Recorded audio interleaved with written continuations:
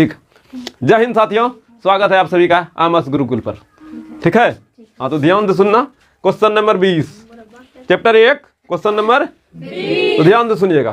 Question number 20 में question है दो परिमेय संख्याओं के बीच अधिकतम कितनी परिमेय संख्या हो सकती है। दो परिमेय संख्या के बीच अधिकतम कितनी परिमेय संख्या हो सकता है। जैसे मान लीजिए 2 और यहाँ 4 दे दिया, इसके बीच में क्या संख्या है? 2 और 4 के बीच में कितना परिमेय संख्या है? 2 और 4 के बीच में 3 है ना है। तो दो संख्या के बीच में अधिकतम कितनी परिमेय संख्या हो सकता है? 2 और 4 के बीच में कौन है? तो आंसर कितना आया? एक ना आया। ऐसा हम लोग सोच रहे हैं, लेकिन ऐसा सोच हम लोग को बोरा में कर देगा। ऐसा सोच गणित में आपको बोरा में करेगा। तो मेरा सोच यहाँ तक ही नहीं है। आप 2 और 4 छोड़िए ना, 2 और 3 के बीच में बोलेगा क्या गो है, तब क्या बोलिएगा? एको गो है, ये ना बोलिएगा। ऐसा आप लोग सोच रहे हैं एको गो नहीं है, लेकिन याद कीजिए नम्मा। पाप किए, भूल गए, रिवीजन नहीं किए, नम्मा याद कीजिए। ये सब क्वेश्चन 90 में पढ़ाए हैं हम, याद आ रहा है कुछ? और जिस समय चैप्टर 1 पढ़ा रहे थे उस समय भी पढ़ाए हैं। अब फिर से वही चीज़ को रिवीजन मारना है हमको। मेरा रिवीजन भी मारना है और आपका भी रिवीजन मारा जाएगा। लेकिन अगर हम कहते हैं आप थोड़ा सा अपना रिवीजन का लाठी को तैयार रखिएगा, तो संभवतः ये सब ऑब्जेक्टिव आने के बाद आप लोग ऐसे धुआं उड़ा दीजिएगा। तो ध्यान से सुनिएगा। कोई भी संख्या है उसके बीच में बहुत संख्या होता है, ये बात याद रखिएगा। या तो वो परिमेय हो या वो परिमेय हो। दो परिमेय संख्याओं के बीच भी अनंत परिमेय संख्या होता है, और दो अपरिमेय संख्या के बीच भी अनंत अपरिमेय संख्या होता है। ये स्टार पॉइंट में दिमाग में याद रखना। ठीक है, क्यों होता है इसका उत्तर भी हम आपको दिए थे, फिर थोड़ा सा हम दिखा देते हैं। बस ये याद रखिएगा, स्टार पॉइंट के रूप में का ऑब्जेक्टिव पढ़ा रहे हैं। डिटेल में अभी जाने का टाइम भी उतना नहीं है, धीरे धीरे ही सही नहीं समझे, क्योंकि हम पूरा विस्तार से बताए हैं, प्रूफ सब किए थे, फिर भी हम थोड़ा सा बताते। ध्यान से सुनना।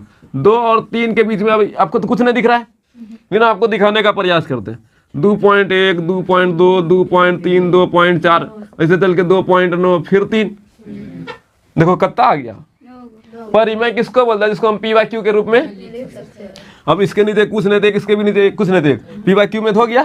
क्या ये पी वाई क्यू में नहीं है? देखो नहीं है, है ना जी, है ना।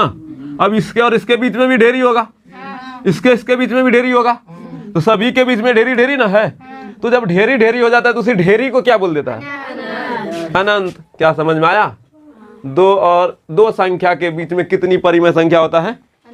कितना होता है? अनंत होता है। उसी तरीके से 2 अपरिमेय संख्या के बीच भी अनंत परिमेय संख्या होता है। अब बोलो कैसे? जैसे हम बोल दिए 2 और 3 है, ठीक है, ये तो परिमेय ना है, इसको हम अपरिमेय में बदल देते हैं। जैसे 2.3, 4, 5 ऐसे करने लगे, कुछ आएगा, और 3.5, 7, 2 ऐसे करने लगे, कुछ आएगा। ये बोल रहा है कि हम आएंगे, लेकिन क्या आएंगे हम नहीं बताएंगे। अपने मन से जौन मनता उन संख्या आएगा, यही ना बता रहा है, ये भी यही ना बता रहा है। तो जब 2.3, 4, 5 लिख सकता है, तो 2.3, 1, 5 भी तो लिख सकता है। इसके बीच में और नहीं कुछ आ सकता है क्या? तो उसी तरीके से इसके बीच भी ढेरी संख्या है और इसके बीच भी, तो परिमेय रहे या अपरिमेय रहे, दोनों के बीच में अनंत परिमेय और अपरिमेय होता है।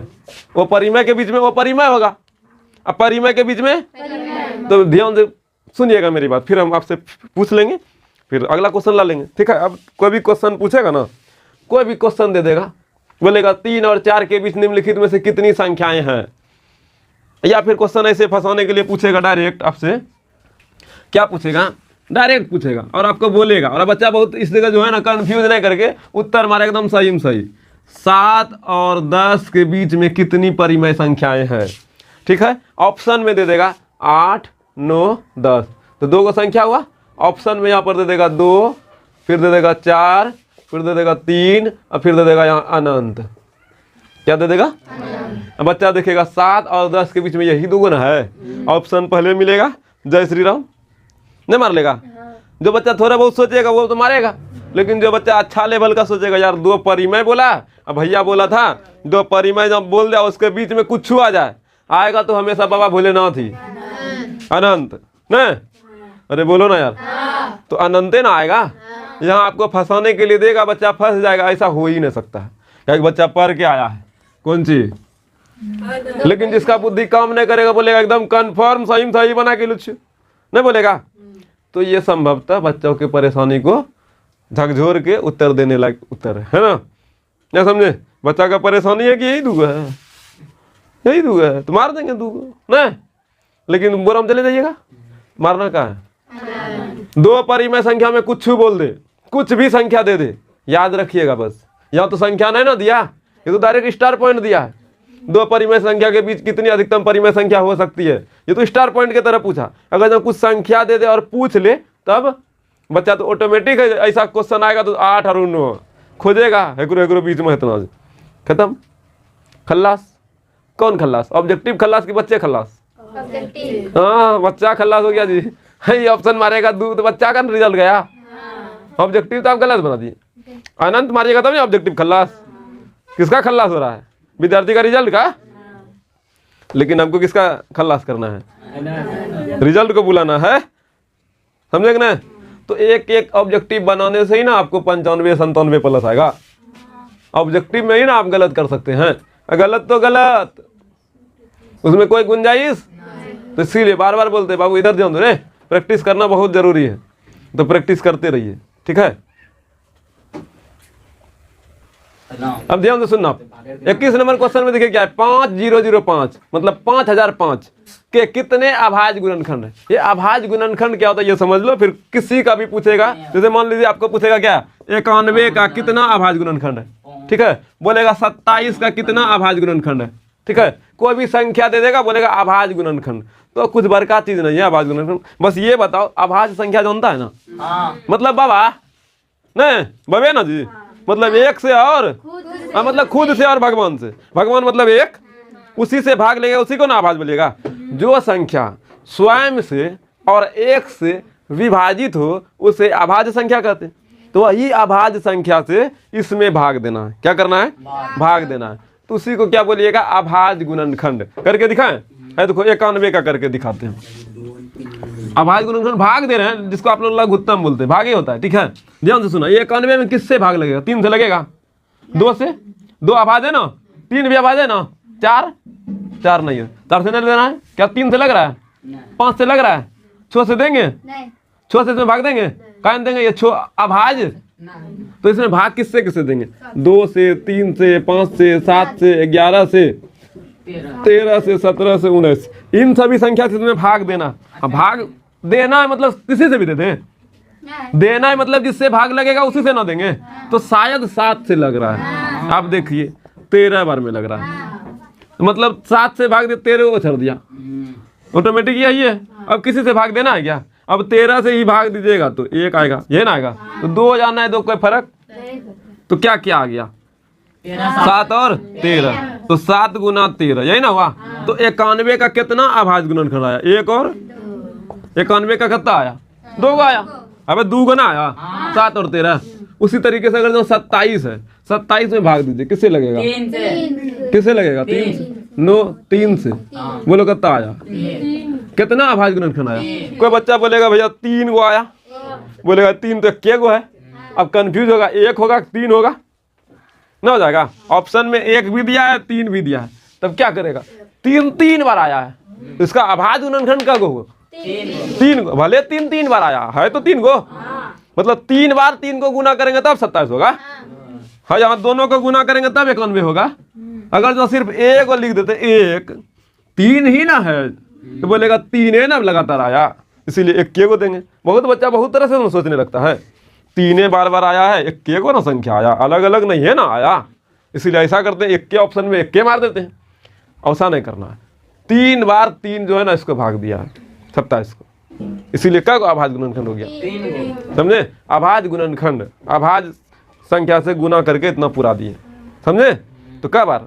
3 बार। तो ऑप्शन में 3 दिया रहेगा तो 3 मारिएगा। उसी तरीके से यहाँ करता है 5005, तो 5005 का अभाज्य गुणनखंड की संख्या पूछा है। 5005 के कितने अभाज्य गुणनखंड है, यह ना पूछा है जी। मतलब कब बार इसको कौन भाग दे रहा है बताना, ध्यान से सुनिएगा। किससे लगेगा बोलिए? 5 से लगेगा, 1 0 0 1। अब बोलो किससे लगेगा? बोलो किससे लगेगा? 7 से। याद करके आई थी क्या? पहले भी बनाई थी क्या? हाँ पहले बनाई थी, एकदम एक्यूरेट मारता है साथी जी। का एक एक 2, 3 का नियम फेल हो गया, 2 का नियम फेल हो गया, बचा क्या 5। अब 5 का नियम भी फेल हो गया, यहाँ 5 का नियम फेल हो गया, विभाज्यता का नियम पर आए थे, फेल होते जा रहा है। अब 7 है और 7 का नियम थोड़ा सा घुमा हुआ है, तो भाग दे के देखते हैं। 7 एक यहाँ बचा 3, 3 पर 0 30, 7 चौक 28, बचा 2, 2 पर 1 21, 7 तिया। हाँ अब फिर बोलो किससे खाएगा, किससे खाएगा, 21 से, 11 से, एक और सितारा है ना जी। 7 के बाद 11 है, 11 के बाद फिर 13, 13 से खाएगा तो ना, खिलाओ। 11 है कहाँ, फिर बचा यहाँ 3, 11 तिया। अब सोच रहा है कहाँ कुछ खाएगा, 13 से खाएगा। कब आया 1 2 3 4, कब आया तो 5 0 0 5 का कितना अभाज्य गुणनखंड है, 4। अजय को हौला क्वेश्चन पूछे 2 का कितना, अरे सॉरी 2 का नहीं, 8 का कितना अभाज्य गुणनखंड है, 3 गो।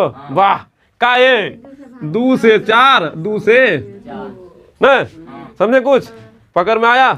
मतलब छोटा रहे या बड़ा रहे, यही तरीका है दिमाग लगाने का, समझे। बस ये दिमाग लगाने का तरीका में थोड़ा स्पीड लाइएगा, क्या आपके पास बाबू 1 घंटा ही देगा, तो बनाइएगा ना स्पीड में, किसी को दिक्कत। अगला क्वेश्चन देखिए क्या है, 6, 8 एवं 22 का लोसो और मोसो ज्ञात कीजिए, है ना बोला जी।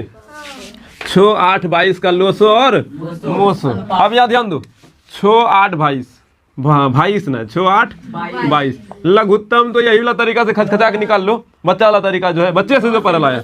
2 से खाया 3, 4, 11, और खाएगा, और खाएगा नहीं खाएगा तो क्या करेंगे, गुने ना करेंगे।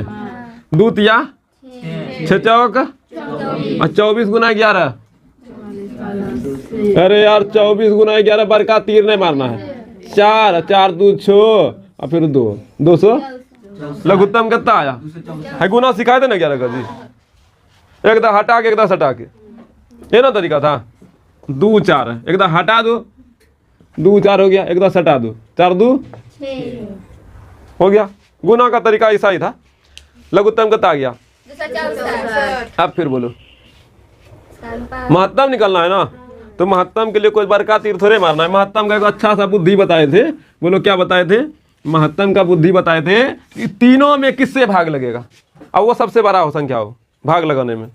6, 8, 22 में किससे भाग लगेगा, 3 से, 3 से इसमें लग रहा है, दोनों में नहीं लग रहा है। 4 से, 5 से, 6 से, 6 से, तब 2 से, तब देखो तुम लोग सोच लिया 2 से ना, तब तो वही है गया। मतलब हमारे पास देखो 2 3 4 5 6 और 1 का 6 है यहाँ, इससे बेसी हम ले भी नहीं सकते नहीं जी। तीनों में भाग देना तो इससे बेसी तो हम ले भी नहीं सकते, यही यहीं तक ही रहेगा। लेकिन पता चला साला 6 से किसी में भागे नहीं लग रहा है, इसको छोड़ के। अब 5 से तो सर पट्टे नहीं लग रहा है, ये दोनों तो बोरा में चला गया, ये दोनों महत्तम होगा नहीं।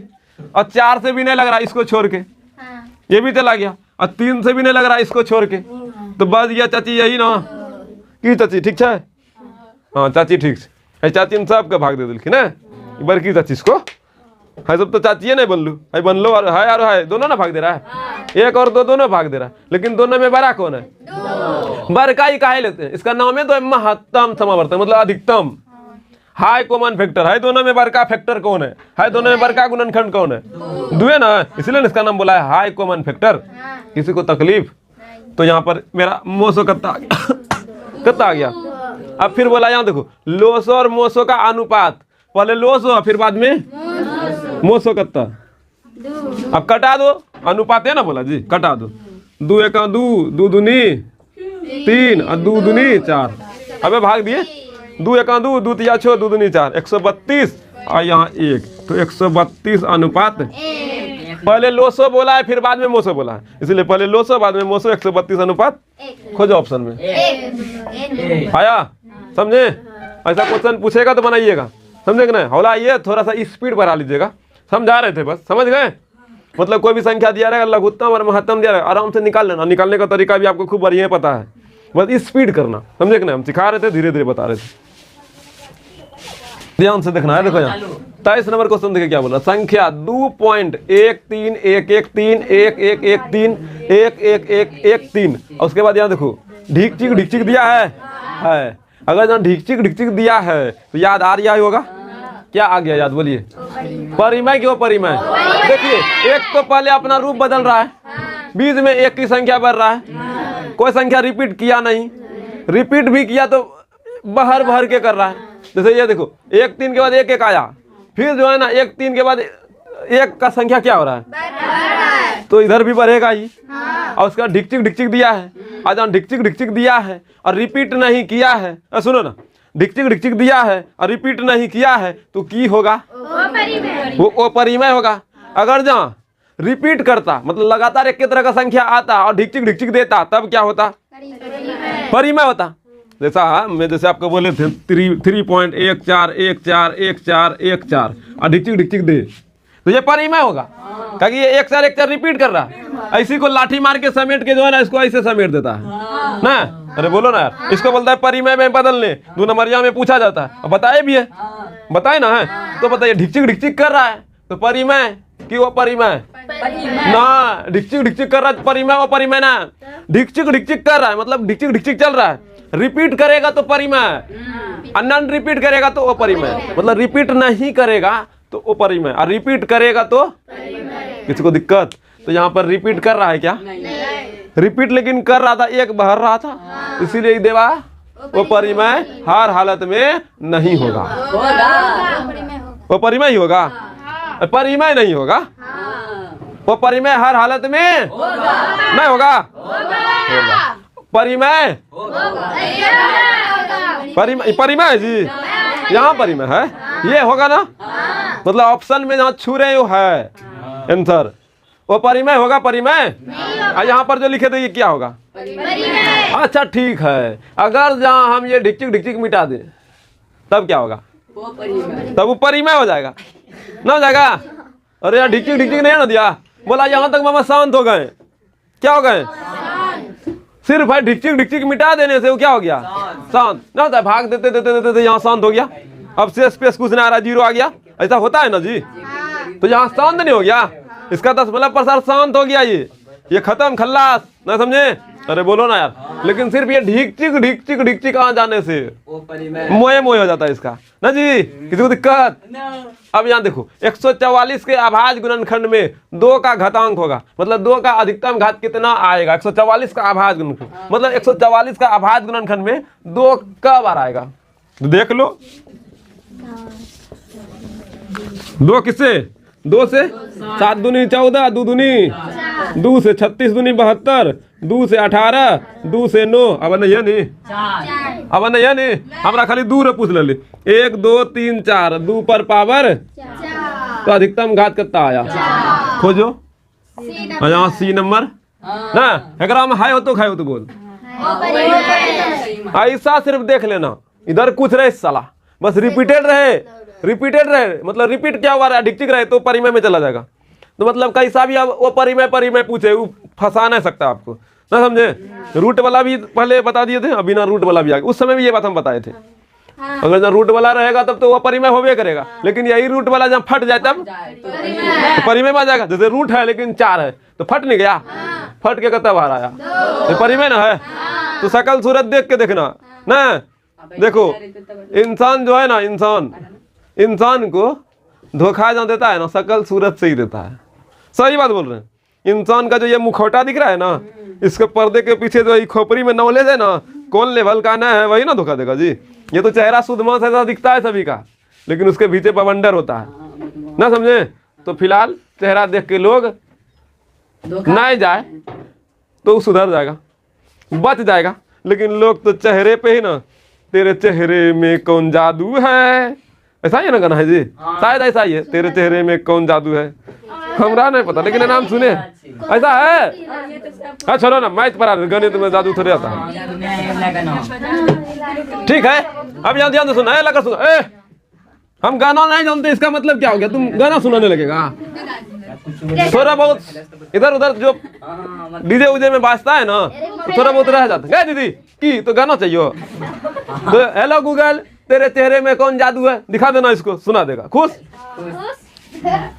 अब यहाँ देखिए, किसी धनात्मक पूर्णांक ए और बी के लिए, ये पहले भी हम बताए थे, अगर जहाँ दो को धनात्मक पूर्णांक रहेगा, बोले थे दो को धनात्मक पूर्णांक रहेगा, एगो मोसो दिया रहेगा, लोसो निकालने बोलेगा, उस समय एगो फार्मूला लिख के दिए थे, मतलब 3 को दिया रहेगा, एगो निकालने बोलेगा। तो यहाँ पर देखिए ए तथा बी के लिए ए बी का मोसो, ए बी का मोसो जो निकलेगा, ए बी का लोसो, निम्न में से कौन सही है? मतलब यहाँ देखो लिखा है मोसो गुना लोसो बराबर क्या होता है, याद कीजिए, मोसो महत्तम समावर्तक गुना लघुत्तम समावर्तक किसका? कोई धनात्मक पूर्णांक है ना, महत्तम गुना लघुत्तम गुना करते क्या होता है? ए गुना बी नहीं होता था, पहली संख्या गुना दूसरी संख्या, ऑप्शन में क्या आएगा? यहाँ बोला है देखिए महत्तम समावर्तक गुना, है ना, इधर लिखा गया है ए बी का लोसो है, जो ए बी देता है ना बच्चा फुस दुगुन फट जाता है, ये कौन चीज हुआ रे? हाँ ए बी नहीं दिया बाबू, लोसो गुना मोसो ही दिया है, लेकिन लोसो निकलेगा किसका? ए बी का। मोसो किसका निकाला? ए बी का, तो ए बी का ही मोसो है और ए बी का ही लोसो है। जब लोसो और मोसो, लोसो मतलब लघुत्तम समावर्तक, मोसो मतलब महत्तम समावर्तक, ये दोनों को गुना करेंगे किसके बराबर होगा? पहली संख्या गुना दूसरी संख्या का, ए गुना बी का कि ए प्लस बी का? ए गुना बी का ना, है सब होगा क्या? ये सब फुसलाने के लिए दिया था, हर हालत में क्या होगा? अगर सुनिए, अगर जो 3 और 4 का मोसो 1 आया, कितना आया? तो क्या लिखिएगा? ऐसे ना लिखिएगा 3 4 का मोसो बराबर 1। अगर जो 3 और 4 को हम ए और बी लिखे तो ए और बी का मोसो ई का छोड़ दो, ए बी का मोसो बराबर इतना ना हुआ, तो यही ना बोल रहा है ए बी का मोसो। यहाँ देखो वही ना था, इस शब्द को जैसे यहाँ 3 4 था ना जी, 3 4 किसका मोसो 1 आया है? 3 और 4 तो यहाँ पर लिखा ना ए बी का मोसो कितना, यहाँ पर ए को मान लो 3 और 4 को मान लो बी, तो समझा? इस तरह का भाषा का इस्तेमाल करके आपको बताने का प्रयास है, लेकिन बच्चा इसको देख के बोलता है कृष्णा बिगड़ोरी, ऐसा कुछ नहीं है। समझे मेरी बात? भाषा पकड़ने के लिए बच्चा पकड़ ले सिर्फ, तो हो जाएगा ऑब्जेक्टिव वाला, समझे? किसी को दिक्कत इसमें क्या होगा? बोलो, ये ना होगा ए गुना बी बराबर महत्तम गुना लघुत्तम न, इसी को थोड़ा अमेट हमेट के देता, आ गया ना ऑब्जेक्टिव। चलो इधर देखो ध्यान से, 29 नंबर क्वेश्चन देखिए क्या बोल रहा है। इधर से नहीं बना के इधर से बना के मिटाते जाएंगे, समझाते जाएंगे, ठीक है? मिटाने के लिए समझाने के लिए जगह हो जाएगा मेरे पास। 18 तथा 72 का मोसो है, 18 और 72 का मोसो महत्तम समावर्तक पूछा, इनमें से कौन होगा? देख लो ना भाग किससे लगेगा। 18 से 18 में भाग लग रहा है, 18 से 72 में भी लग रहा है, अब 72 से 72 में लग रहा है, लेकिन 18 में नहीं लग रहा है, ये तो नहीं होगा। 9 से 18 में लग रहा है, 9 से 72 में भी लग रहा है, इससे भी भाग लग रहा है और इससे भी भाग लग रहा है ना। अब देखो 2 से भी 72 में लग रहा है, 2 से भी 18 में लग रहा है, मतलब ये 3 गो से भाग, लेकिन महत्तम समावर्तक मतलब हाई कॉमन फैक्टर बड़का बाबू, हाई छोटका बाबू, हाई मंझलका बाबू, बड़का बाबू, तो कौन आंसर होता है बाबू?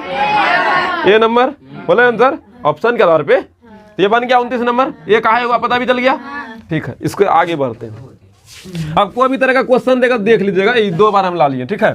64 के अभाज्य गुणनखंड में 2 का घातांक मतलब 2 का अधिकतम घात, तो 64 का तोड़ लो, 2 से 32, 2 से 16, 2 से 8, 2 से 4, 2 से 2, है ना जी? कितना हुआ? 1 2 3 4, चलो यहाँ ही दे दिए, 1 2 3 4 5 6, टोटल कितना आया? तो यही होगा अधिकतम घात, मतलब 2 पर पावर 6, तो 2 पर पावर कितना आया है? 6 आंसर हुआ, समझे? अगर यहाँ 64 के जगह 156 दे दिया जाए, कितना दे दिया जाए, और पूछे 2 का अधिकतम घात कितना होगा, समझे? तो ऑप्शन चेंज होगा, ऑप्शन चेंज करते हैं, करें? बोले ऑप्शन क्या होगा? 18 कितना, 2 1 3 4, बोलो क्या होगा? बोलो क्या होगा? तो वही करेंगे भाई, 156 का क्या करना है? एनकाउंटर करना है 2 से, 7 दूनी 14, 8 दूनी 2 से, 3 दूनी 6, 9 दूनी ना, समझा? अबे 2 से खिलाए, 3 दूनी 6, 1 बचा, 18 हुआ, 2 9 18, अब कहाँ? अब 2 के नीचे कुछ आएगा क्या? तो क्या को 2 आया, तो 2 पर पावर 2 है ना, बाकी बात फिर यहाँ किससे खाएगा? 3 से 13 आएगा, फिर ये सब हुआ, लेकिन हमको चाहिए क्या? 2 का ना पूछा है। अगर 3 का पूछता तब 13 का पूछता तब एक के ना समझे, किसी को दिक्कत समझ में ना आया। अधिकतम घात पूछा ना, तो अधिकतम घात वाला जो भी पूछेगा, जिसका पूछेगा उसको देख लीजिएगा। 28 नंबर भी खत्म हो गया। 28 में 2 क्वेश्चन हो गया, कब हो गया? तो मतलब हम लोग 30 नंबर तक बना लिए। ये 30 नंबर क्वेश्चन दे दिए, ये 30 नंबर हुआ। अब देखिए यहाँ 27 में निम्नलिखित में से कौन रूढ़ संख्याएं हैं? 26 में निम्नलिखित में से कौन यौगिक संख्याएं हैं? ये नया बात सुनने के लिए मिल रहा है? ऐसा नहीं है, नया बात ना सुनने के लिए मिल रहा है, ऑलरेडी सुने हैं हम लोग। 9वां में और 8वां में 7वां में सब जगह सुना है, ठीक है। ये बात आप पचा लिए, हजम कर लिए हैं, याद नहीं रखें, वो छर दिए किधर जाके। अब ध्यान से सुनना, रूढ़ नया शब्द है आपके लिए, ऐसा लग रहा है, लेकिन अगर इसी को आभाज कर दे, क्या कर दे? अब तो नया नहीं है। और ये यौगिक है ना, यौगिक, इसको भाज कर दे तब तो नया नहीं है। जैसे एक बहन का 2 नाम घर में रख देता है, एक भाई का 2 नाम रख देता है। अगर जब पहलगरा बच्चा है तो 2-4 गो रखता है, कोई अपना अपना नाम रखता है, दादी करवा तो कोई गोरवा रखेगा नहीं, अलग अलग तरीके से।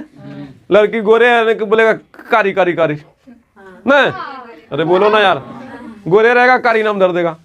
शनिवार को है शनिचरा नाम रख देगा, मंगल है तो मंगला रख देगा, मतलब जिस दिन हुआ वही नाम रख देगा। अगर तनी मनी मोटा छोटा पे लड़वा रख देगा, रख देता है। उसी तरीके से यौगिक का दूसरा नाम भाज और रूढ़ का अभाज। अब काहे भाज है, यौगिक काहे बोला? केमिस्ट्री में एक चीज पढ़ाए थे, जैसे नमक सूत्र है ना, NaCl, या 2 गो तत्व है ना जी, जब मिला हुआ रहता है, मिला हुआ 2-3 गो एलिमेंट मिला हुआ रहता है, तब उसको यौगिक बोला जाता है।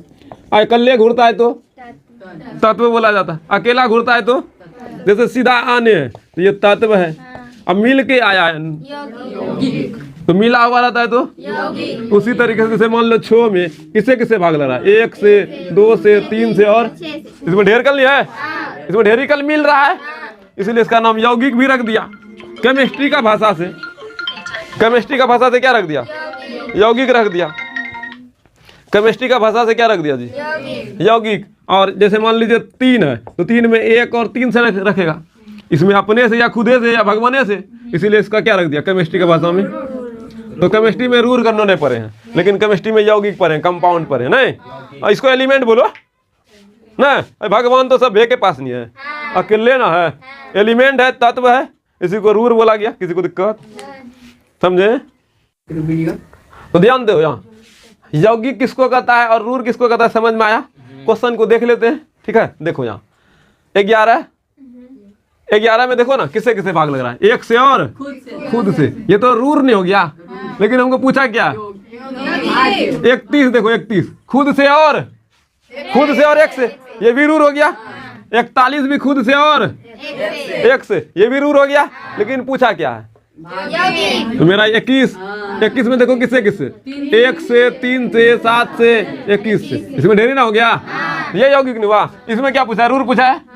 तो 33 में देखो 11 से, 3 से, 33 से, है ना, ये क्या हो गया? यौगिक। लेकिन पूछा क्या? 39 में देखो 3 से, 13 से, 39 से, 1 से, ये भी यौगिक। 38 में देखो 2 से, 19 से, 38 से, और बीच में जो होगा हमको नहीं पता है कोई क्या। अब फिर 31 में देखो किसी से नहीं, 1 से और यहाँ देखो था ही रूढ़, तो मेरा ये आंसर होगा, और इसमें है वाला होगा ना। किसी को दिक्कत जी?